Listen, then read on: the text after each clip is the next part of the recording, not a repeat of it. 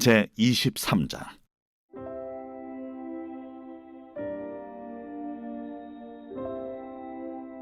여호와께서 모세에게 말씀하여 이르시되, 이스라엘 자손에게 말하여 이르라. 이것이 나의 절기들이니 너희가 성회로 공포할 여호와의 절기들이니라. 엿새 동안은 일할 것이요 일곱째 날은 쉴 안식이니 성회의 날이라. 너희는 아무 일도 하지 말라.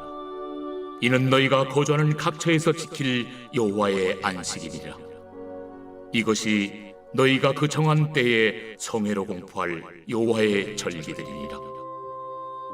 첫째 달 19날 저녁은 여호와의 유월절이요 이달 15째 날은 여호와의 무교절이니 이래 동안 너희는 무교병을 먹을 것이요 그 첫날에는 너희가 성회로 모이고 아무 노동도 하지 말지며 너희는 이래 동안 여호와께 화제를 드릴 것이요 일곱째 날에도 성회로 모이고 아무 노동도 하지 말지니라.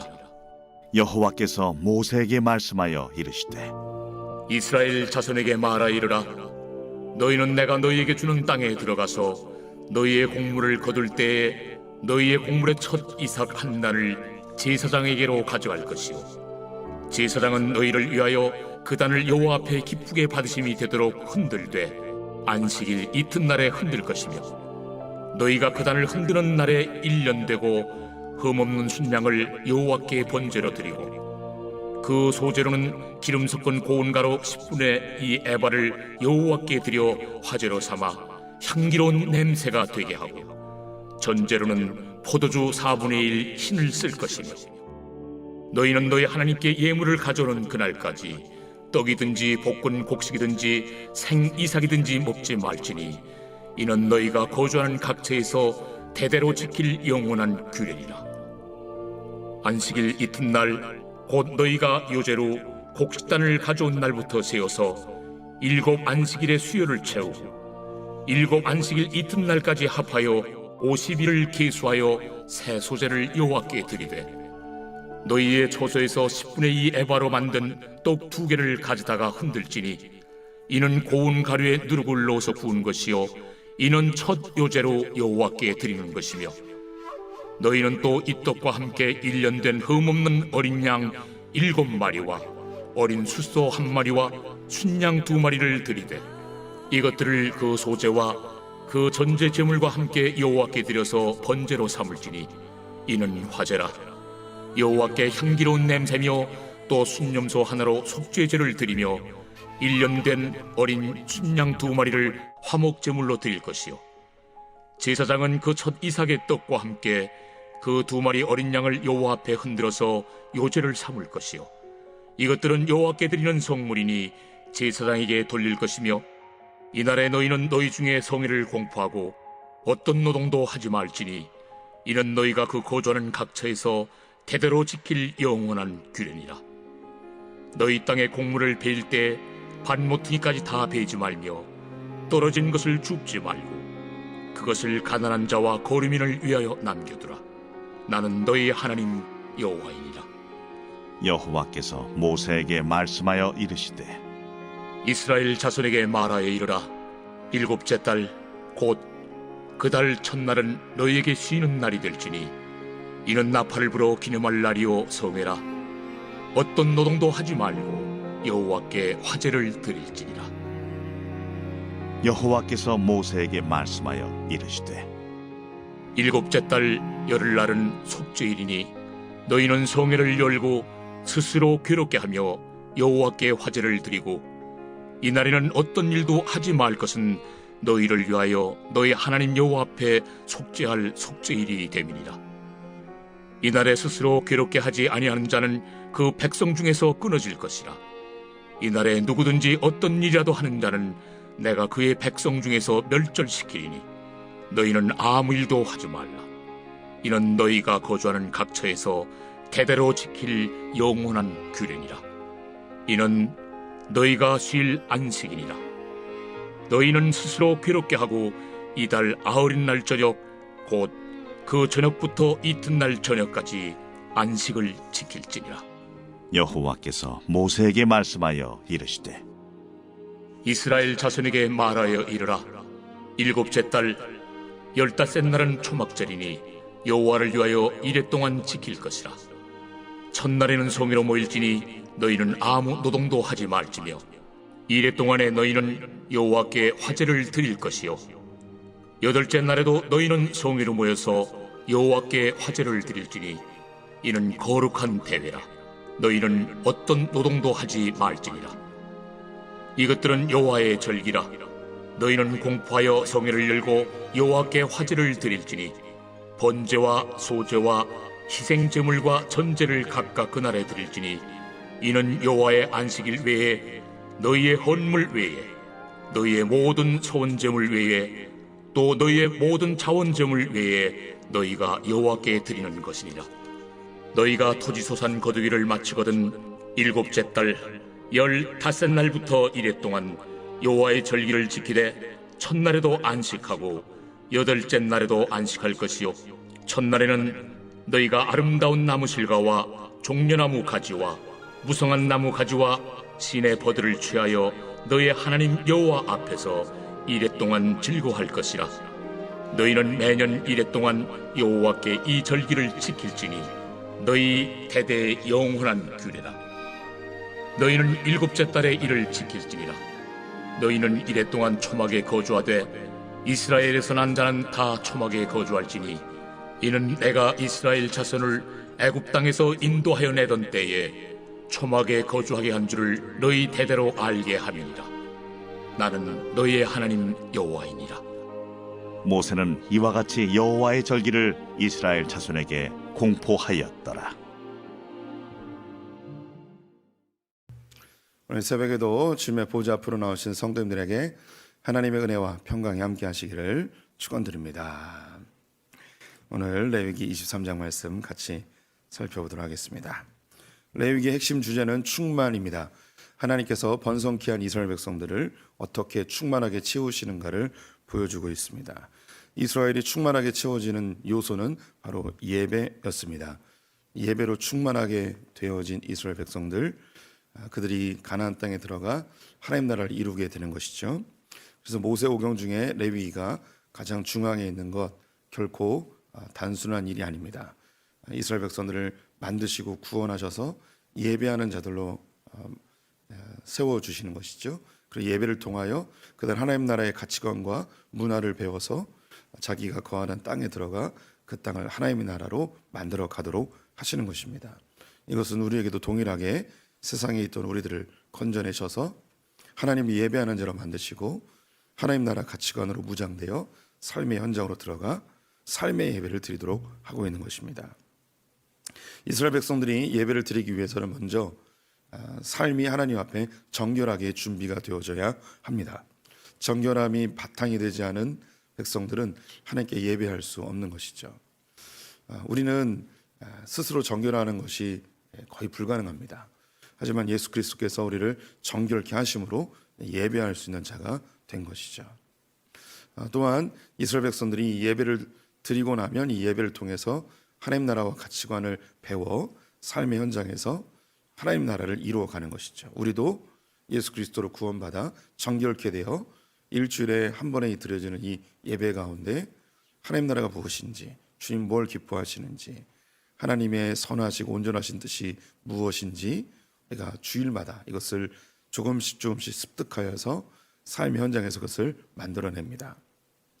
이스라엘 백성들은 애굽의 문화와 가나안 땅의 문화를 배격하고 하나님 나라의 새로운 문화를 만들어 가야 했습니다. 이것도 똑같이 우리에게 이 세상의 문화들, 우리 옛 구습들, 육체의 정욕들, 안목의 정욕들, 이생의 자랑들, 그 세상 속에서 우리는 하나님 나라의 가치관과 문화로 우리의 삶을 살아가야 하는 것이죠. 오늘 본문에는 이스라엘 백성들이 가나안 땅에 들어가서 지켜야 될 절기들에 대해서 이야기를 하고 있습니다. 이 절기는 매우 중요합니다. 왜 중요한가? 이스라엘 백성들이 만들어야 될 문화의 외형적 모습이라 하겠습니다. 가나안 땅에 들어가면 그 땅에서 지키던 절기들이 있습니다. 그 땅의 신들을 모시던 문화들이 있고요. 그리고 그들이 따르고 있었던 그 우상들의 가치관들이 있었습니다.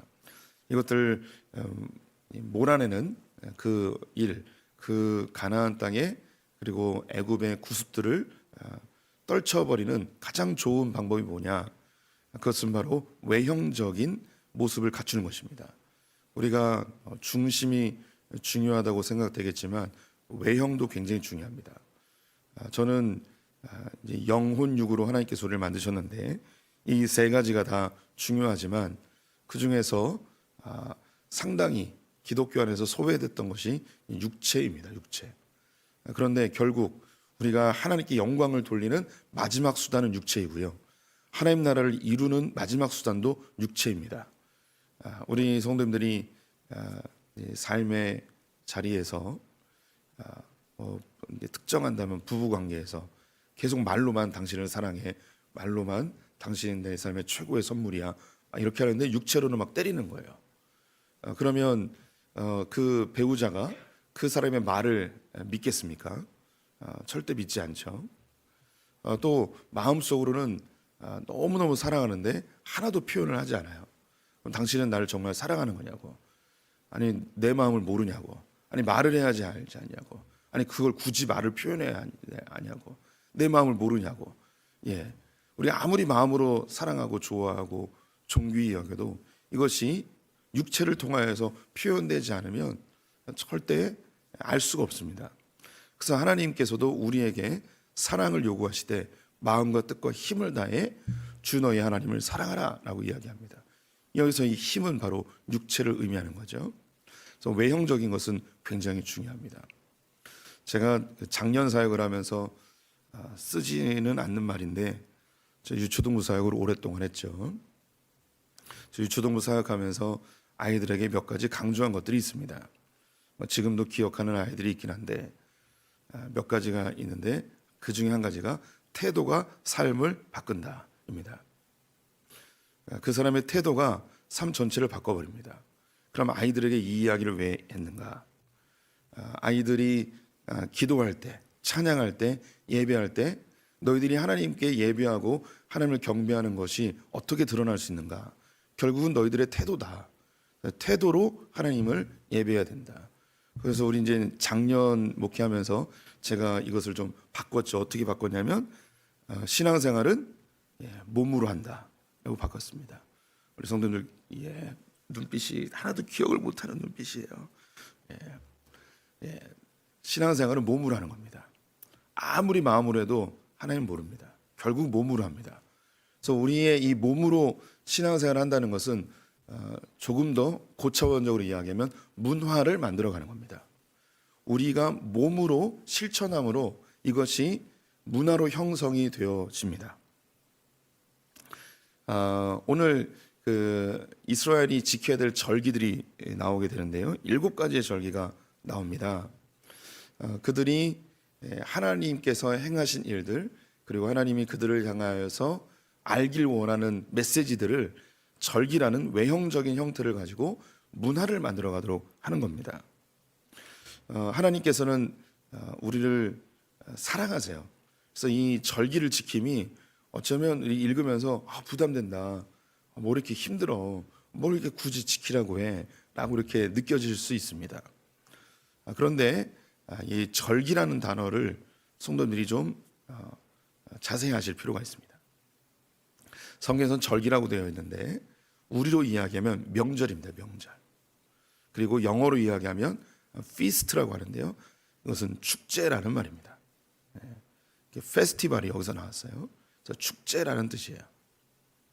지금은 이렇게 넉넉한 시대를 살고 있지만 우리 성도님들이 어린 시절의 명절을 생각해 보십시오. 그 명절은 기다리고 고대하던 날입니다. 왜 기다렸는가? 일단 고기를 먹을 수 있습니다. 그리고 단 것을 먹을 수 있었고요. 신발과 옷을 살 수 있는 날이었습니다. 그리고 친척들로부터 단돈 1,000원이라도 용돈을 받을 수 있는 날이었고, 그리고 학교를 안 가도 되고, 그리고 집을 떠나서 친척 집에 가서 며칠을 지낼 수도 있고, 그래서 그날은 부모님이 명절이기 때문에 공부하라는 말을 절대 하지 않았던 때였죠. 제가 초등학교 다닐 때만 하더라도 명절을 앞두고 선생님이 꼭 얘기했습니다. 고기 너무 많이 먹지 말라고, 기름진 거 너무 먹지 말라고, 배탈 난다고 얘기했죠. 못 먹다가 기름진 거 먹으면 배탈 나죠. 근데 배탈 나도 좋은 거예요. 그냥 단 거 먹고 기름진 거 먹고 그러면 너무너무 행복한 거죠. 예, 지금 이스라엘 백성들이 살고 있는 때는 지금으로부터 3,500년 전, 3,000년 전 이야기예요. 그럼 그때는 뭐 우리가 어린 시절보다 더 궁핍했던 시절이죠. 언제 고기를 먹을 것이며 언제 친척들이 모여서 재미나게 놀 수 있겠습니까? 그래서 이 날이 절기예요, 절기. 축제예요. 명절인 거죠. 그래서 우리에게는 이렇게 종교적인 절기를 꼭 지켜야 되나 뭐 이런 부담감으로 나갈 수 있는데, 고대 사회에서 이 절기는 온 가족이 모이고 공동체가 모이고 마을이 모이고 국가적인 행사의 즐거운 축제의 자리였습니다. 그래서 하나님께서 이것을 굉장히 무게감으로 주시는 것이 아니고 즐거움으로, 축제로, 잔치로 우리에게 선물해 주신 것입니다. 여기서 제일 먼저 나오는 절기가 뭐냐면 이게 또 놀랍습니다. 안식일입니다. 안식일. 안식일이 제일 먼저 나오는 절기예요. 그래서 우리가 한 20세기 들어서 한국 교회 안에도 축제의 예배, 축제 예배, 축제적 예배 이런 이야기를 많이 썼습니다. 제가 생각할 때 우리나라에서 이 축제 예배를 처음 주장하신 분이 누구냐면 한국이 낳은 최고의 찬양 인도자이신 박희광님께서 이걸 처음으로 이야기하신 것으로 저는 기억을 해요. 이게 여담인데요. 2003년도에 제가 온누리교회에서 하는 찬양 세미나에 갔었어요. 거기서 박희광 목사님을 처음 만났어요. 그분이 2박 3일 동안, 3박 4일 동안 주 강사로 예배에 대해서 세미나를 했습니다. 근데 거기서 박희광 목사님이 예배는 축제입니다. 하나님과의 만남입니다. 이런 이야기를 하는 거예요. 근데 저는 이미 이전에 이 레위기를 공부하면서 이 안식일이 축제라는 것을 알고 있었어요. 그래서 예배는 축제로 드려야 된다 이런 생각을 하고 있는데 나와 똑같은 생각을 하고 있는 사람이 강의를 하고 있는 거예요. 그래서 너무 깜짝 놀랐죠. 그래서 하나님께 기도했어요. 하나님, 저 사람 내가 갖고 싶습니다 라고 했는데 그분이 소풍교회 찬양 인도자가 됐죠. 예, 이거는 설교에서 편집해 주시기 바랍니다. 그냥 갑자기 박희영 목사님 보고 싶어져가지고 이렇게 설교 시간에 사심을 드러내면 안 되는데, 예, 그냥 뭐 끌어내실 건 아니죠. 예. 네, 어쨌든 이렇게 안식일 축제예요. 그래서 우리는요 이 안식일 날 하나님 앞에 먹고 즐기는 것을 해야 돼요. 그래서 하나님이 이 예배의 요소 가운데 헌금, 회개, 찬양, 말씀, 그리고 마지막에 성찬. 이 성찬은 지금의 우리의 성찬과는 좀 다른 애찬이죠. 함께 떡을 떼고 마시는, 함께 즐기도록 하신 거예요. 이 예배 안에 이것을 반드시 집어넣어서 성도가 함께 즐거워할 수 있도록 하는 거죠. 그래서 우리 예배 순서마다 다 의미가 있을 뿐만 아니라 그 모든 관점은 하나님을 기뻐하는 거예요. 즐거워하는 거죠. 그래서 예배의 즐거움을 우리가 누리셔야 돼요. 그 다음에 이제 유월절과 무교절입니다. 유월절과 무교절은 우리의 부활절로 그리고 고난주간으로 완성이 되어졌죠. 이것도 이제 완전히 새로운 문화입니다. 우리 성도님들이 교회에 나오기 전에는 이런 부활절이라는 것이 우리에게는 전혀 인지되지도 못했고 우리의 문화가 아니었습니다. 한국 사회에는 이 부활절의 문화가 아직 이렇게 풍성하진 않아요. 유럽 교회에서 제일 중요한 절기는 부활절입니다. 그리고 미국 교회에서 제일 중요한 절기는 추수감사절과 성탄절이 되어죠. 그래서 유럽의 성탄절에 가면은 그렇게 화려하거나 많은 문화가 있지 않아요. 그냥 소박하게 장식 정도만 하지 그렇게 풍성한 문화는 없습니다. 반면에 부활절 문화는 사순절이라고 하죠. 40일 전부터 이 부활절을 준비하면서 가장 성대하게 지킵니다. 이런 이제 문화를 만들어가는 거죠. 우리에게도 달걀을 나누거나 예수님의 부활의 기쁨을 나누는 그런 문화들을 만듭니다. 그리고 부활절 전에 고난주간이라는 것을 통해서 무교절의 의미를 되살려서 우리가 조금은 불편하지만 새벽 기도를 한다던가 고난주간 저녁 기도를 한다던가 새로운 문화를 만들어가는 거예요. 또한 오순절, 이것은 맥주 감사절로 지켜지기도 하고 신약에서는 성령 강림주일로 바뀌게 됩니다. 이것도 새로운 문화인 거예요. 오순절은 우리가 맥주 감사절이 7월 첫째 주에 지키잖아요. 1년의 절반을 하나님께서 인도하시고 하나님께서 은혜를 베푸셨음을 감사하는 7월 첫째 주, 하나님께 감사하는 거예요.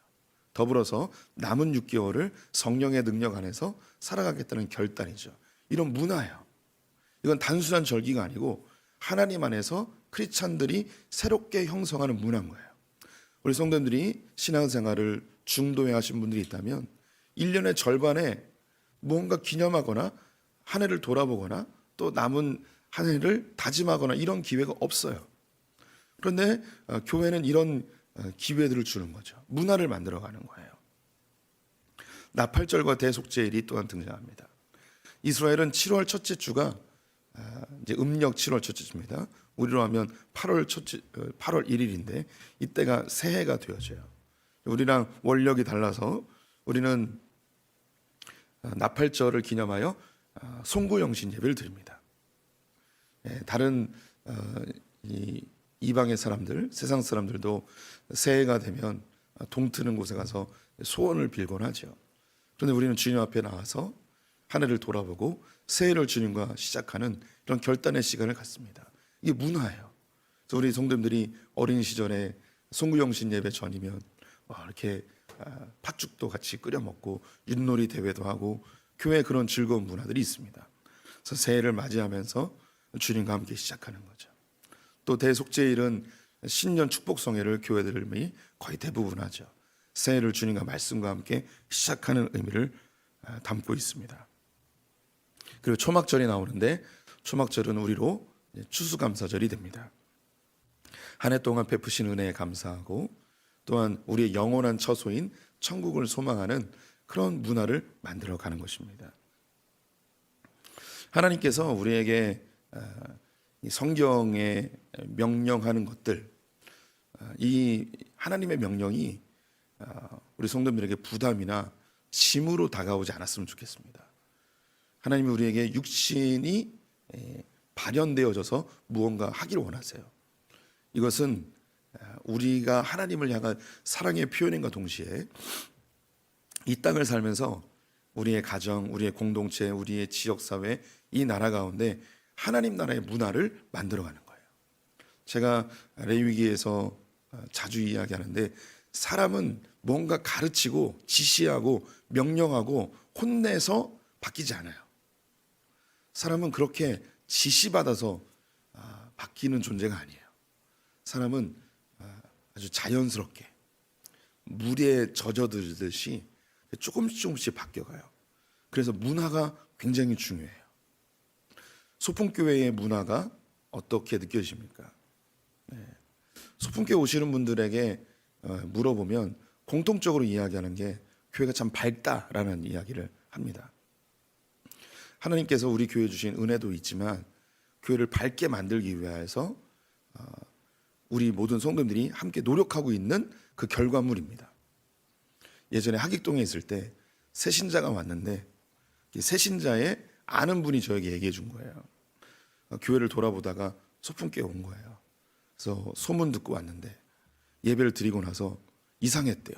뭐가 이상했냐면 성도들이 하나같이 다 웃고 있더래요. 그래서 여기 이상한 데다, 이단이다 라고 생각이 들었대요. 그래서 안 나오게 됐다고 이야기하더라고요. 농담 반 진담 반이 섞여 있는데 그분에게는 좀 생소했던 것 같습니다. 교회가 이렇게 밝은 게. 또 우리 성도님들 중에도 그런 분들이 있어요. 예배가 아주 무게 있고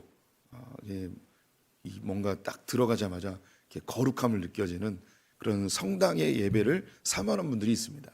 좀 밝고 경배 찬양하고 이런 것을 좀 어색해하는 분들이 있어요. 근데 그럼에도 불구하고 교회는 밝은 분위기를 추구하려고 합니다. 그 이유가 뭐냐면 문화를 만들어가는 거예요. 이 예배가 결코 부담되는 게 아니고 하나님과 함께 먹고 마시고 즐거워하는 문화를 만들어가는 거죠. 또 우리 교회가 가지고 있는 몇 가지 문화들이 있어요. 성탄절에 성탄 페스티벌을 하는 거죠. 올해는 장기자랑을 했었는데 성탄 페스티벌을 개척 때부터 계속 하고 있는 이유가 뭐냐면 우리 교회 아이들뿐만 아니라 아이들의 친구들, 교회에 처음 나온 사람들이 성탄절에 왔을 때 이 세상에서 경험하지 못한, 아니 자기의 일상에서 경험하지 못한 가장 즐거운 축제의 자리를 만들고 싶어서입니다. 그래서 먹을 것도 주고 게임도 하고, 교회는 고리타분한 곳이 아니라 하나님 안에서 마음껏 뛰놀 수 있는 곳이라는 것을 만들어 가는 거죠. 이제 가끔 예배 시간에 간식도 주고 그러잖아요. 하드도 주고 뭐 그럴 때도 있는데, 그런 걸 하는 이유가 뭐냐면요, 교회가 즐거운 곳이라는 문화를 만들어 가기 위해서예요. 제가 가정 예배 공동체를 계속 강조하는 이유는 가정 내에 기독교의 문화가 없기 때문입니다. 우리 성도님들이 살고 있는 가장 많은 시간을 보내는 그 가정에 어떤 하나님의 문화가 있으십니까? 하나님의 문화를 만들어가면 참 아름다움이 있다면 너무 감사한 일입니다. 하지만 자신의 가정을 한번 생각해 보실 필요가 있습니다. 내 가정 안에는 어떤 하나님의 문화가 있는가? 우리가 상상하면서 만들어 가야 돼요. 제가 미국 유학을 갔다 온 곳에 몇 가지의 그 유익이 있습니다. 그 중에 한 가지가 몸으로 미국인들이 삶의 현장에서, 그리고 각 가정에서 만들어가는 기독교 문화를 직접 눈으로 봤다는 게 저게 큰 유익이었습니다. 미국을 버티고 있는 이 기독교 문화가 참 견고하구나라는 생각이 들었습니다. 미국에서 어떤 문화를 경험했는지 지금 이 시간에 다 이야기할 수는 없지만, 예전에 한번 식당에 갔는데 온 가족이 손을 잡고 일반 식당에서 대표 기도를 하는 아버지의 모습을 보고 제가 놀랬다고 말씀을 드렸었죠. 또 한 가지를 나누면, 추수감사절이 되었는데 대부분 이제 그 휴가를 떠납니다. 그런데 학교에서 유학생들이 어디 떠나지 못하고 그냥 대부분 학교에 머물러 있거든요. 그런데 인근에 있는 교회에서 성도들에게 신학교에 있는 유학생들 한 가정씩 매칭을 해줬어요. 그리고 추수감사절 때 그 신학교에 있는 유학생들을 자기 집으로 초대하라는 거예요. 그래서 초대해가지고 추수감사절날 미국 가정들이 어떻게 추수감사절을 지키는지 함께 누릴 수 있도록 기회를 준 거예요. 저도 한 가정으로부터 초대를 받았습니다. 이 가정은 남편은 미국인이었고 여성분이 이제 한국인 1.5세 2세였어요. 한국말을 이제 조금 할 수 있는 거예요. 그래서 이분들이 칠면조 요리를 하고, 그리고 미국 전통 푸딩 같은 걸 만들어 놓고 저희 가족, 저희 아내와 저희 아들 둘을 데리고 초대했어요. 거기서 추수감사절에 예배를 드리고 같이 밥을 먹고 하는 그 상황이 너무 고마운 거예요. 그래서 여기서 이제 우리 교회도 할 수 있는 그 몇 가지 소스들이 있긴 해요. 아직 실천을 못 하고 있는데, 제가 강조하고 싶은 거는 문화를 만들어가는 거예요. 우리 성도님들 각 가정에서, 교회는 교회 내에서, 그리고 우리 교회는 또 이 지역 사회에서 문화를 만들어가는 거죠. 하나님 나라는 우리가 예배를 드림으로 끝나는 게 아니고, 이 예배를 통해서 하나님 나라가 무엇인지 배우고, 이 배운 것을 삶의 자리에서 만들어 가야 돼요. 우리의 몸으로. 이렇게 하나님 나라의 문화를 만들어가는 멋진 우리 소풍의 성도들 되셨으면 좋겠습니다.